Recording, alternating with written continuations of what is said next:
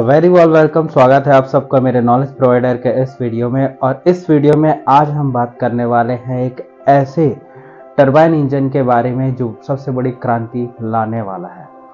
अभी तक आपने देखा होगा ट्रेडिशनल जो आपके टरबाइन इंजन से उनसे ही जो फ्लाइट एविएशन इंडस्ट्री है वो रन करती थी। कहने का मतलब ये है जितने भी हमारे कमर्शियल फ्लाइट्स है उसमें जो इंजन यूज होता है वो मोस्टली आपका टरबाइन इंजन्स होते हैं और ये बेसिकली रन करते हैं आपके फॉसिल फ्यूल्स पे, जैसे कि कैरोसिन और जो आपके जो गैसोलीन होते हैं इन पे प्रॉपर्ली इनको रन करवाया जाता है। अब एक लैंडमार्क अचीवमेंट हासिल हुआ है जनवरी 13, 2025 को। 3 कंपनीज ने इसमें अचीवमेंट एक माइलस्टोन स्टेप को लिया है जिनका नाम है टर्बोटेक और आपका सैफरन और तीसरी कंपनी है एयर लिक्विड।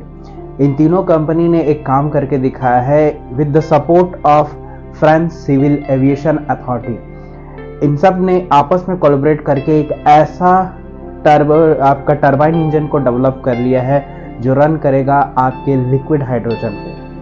मैं यहाँ पर हाइड्रोजन गैस नहीं बोल रहा हूँ, मैं यहाँ पर वर्ड यूज कर रहा हूँ लिक्विड हाइड्रोजन। लिक्विड हाइड्रोजन का एडवांटेज क्या है? पहला एडवांटेज ये बहुत कम टेम्परेचर पे भी बर्न हो सकता है। दूसरा, हाइड्रोजन गैस बहुत ज़्यादा इन्फ्लेमेबल होता है, लेकिन अगर इसे लो टेम्परेचर पे स्टोर करके रखा जाए तो इसमें जो चांसेस हैं, जो खतरे हैं वो काफ़ी हद तक मिनिमाइज हो जाते हैं। दुनिया का नेक्स्ट फ्यूल अल्टरनेटिव हाइड्रोजन को ही माना जा रहा है। अब बहुत जो आपके बहुत कम खर्च में इसका यूज़ किया जाएगा। हाइड्रोजन एक्सपेंसिव क्यों हो जा रहा है? और अगर मान लीजिए जो हाइड्रोजन गैस यूज़ हो रहा है ये आगे चल के एविएशन इंडस्ट्री में यूज़ किया जा सकता है। एक प्रॉब्लम जो इसमें है कि इसका जो स्टोरेज जो है वो ज़्यादा डिफ़िकल्ट है। इसको स्टोर रखने में जो खर्चे आते हैं वो बहुत ज़्यादा हो जाता है, जिससे कि हाइड्रोजन जो है काफ़ी एक्सपेंसिव हो जाता है। बट अब टेक्निकल एडवांसमेंट यहाँ पर किए जा रहे हैं जिससे कि अब ये पता जो होगा धीरे धीरे hydrogen as a fuel alternative आपको देखने को मिलेगा।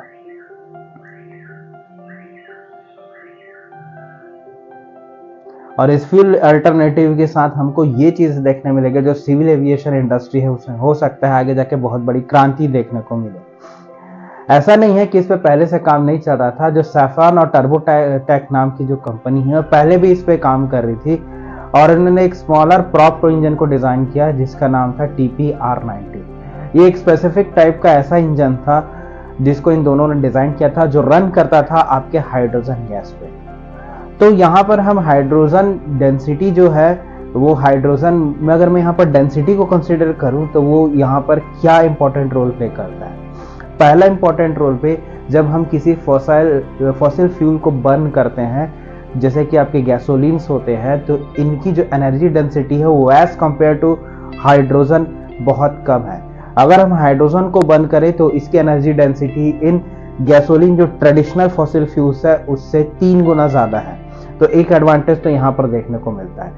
दूसरा एडवांटेज यहाँ पर यह है कि as compare to hydrogen gas अगर हम हाइड्रोजन को लोअर टेम्परेचर्स पे रखते हैं that is -423 Fahrenheit degree Fahrenheit पे अगर इसको स्टोर कर देते हैं जो लगभग -253 डिग्री सेल्सियस होता है, अगर इस पे हम इसको स्टोर कर दें तो ज़्यादा से ज़्यादा हाइड्रोजन कंप्रेस फॉर्म में लिक्विड हाइड्रोजन फॉर्म में उसी सेम वॉल्यूम में स्टोर होता है। मतलब एज कंपेयर टू जब आप हाइड्रोजन गैस को स्टोर करते हैं या फिर आप लिक्विड हाइड्रोजन को स्टोर करते हैं तो लिक्विड हाइड्रोजन ज़्यादा मात्रा में उसी सेम वॉल्यूम में एज अ फ्यूल स्टोर हो सकता है, लेकिन इसको स्टोर करने का खर्च बहुत ज़्यादा है। इसीलिए यहाँ पर जो तीसरी कंपनी है वो मेन रोल प्ले करती है, वो है आपका एयर लिक्विड। इसका कंपनी का एडवांसमेंट ही यही है, यही बहुत अच्छे से जानती है क्योंकि इस कंपनी डील करती है आपके क्रायोजेनिक स्टोरेज सिस्टम्स में। क्रायोजेनिक स्टोरेज सिस्टम कुछ ऐसे फ्यूल्स को स्टोर करने की इनको महारत हासिल है जो आपके स्पेसक्राफ्ट के जो क्रायोजेनिक इंजन्स हैं उनको रन करते हैं। तो क्रायोजेनिक जो स्टोरेज सिस्टम्स है इनमें इनका रोल यहाँ पर ये है कि हाइड्रोजन लिक्विड हाइड्रोजन का उस कंडीशन में स्टोर करके दिखाएंगे। और इसी तीनों कंपनी के कोलैबोरेशन से अब ऐसा टरबाइन इंजन यहाँ पर डेवलप कर लिया गया है जो आगे जाके सिविल एविएशन इंडस्ट्री को हो सकता है बदल के रख दे। तो इन सब चीज़ों को देखते हुए आगे हाइड्रोजन एक बहुत अच्छा फ्यूल ऑप्शन हमारा बनेगा अगर इसको हम बहुत लोअर टेम्परेचर में स्टोर करके देखें। अगर धीरे धीरे यहाँ पर टेक्नोलॉजिकल एडवांसमेंट और भी ज़्यादा बढ़ते हैं तो आगे चल के हाइड्रोजन जो फ्यूल है वो बहुत अच्छा अल्टरनेटिव उभर के आ सकता है। और last but not the least, इसमें सबसे अच्छी बात यहाँ पर ये है कि हाइड्रोजन को अगर हम लोअर टेम्परेचर पे बर्न करते हैं तो ये आपके वाटर वेपर, ये बर्न होकर वाटर वेपर प्रोड्यूस करता है, जिससे कि एयर पॉल्यूशन जैसी कोई भी चीज़ नहीं होती। लेकिन इसी के उलट अगर हाइड्रोजन को हम हायर टेम्परेचर्स पे अगर बर्न करते हैं तो ये नाइट्रोस ऑक्साइड को प्रोड्यूस करता है और इवन आपके कई यहाँ पर जिससे पॉल्यूशन का खतरा हो सकता है, एयर पॉल्यूशन का, और दूसरा एसिड रेन जैसी भी कंडीशन वातावरण में निर्मित हो सकती हैं। इन सबको सॉर्ट आउट किया जाए तो फिर हाइड्रोजन एक बहुत अच्छा फ्यूल ऑप्शन आगे फ्यूचर में बनेगा। हमारे जो ट्रेडिशनल फ्यूल्स हैं उनका प्रॉब्लम ये था कि ये जिनको जब बर्न किया जाता था तो ये कार्बन डाइऑक्साइड को प्रोड्यूस करते थे या फिर आपके हाइड्रोकार्बन्स होते थे उनको प्रोड्यूस करते थे, जिससे एयर पॉल्यूशन बहुत ही ज़्यादा होता था।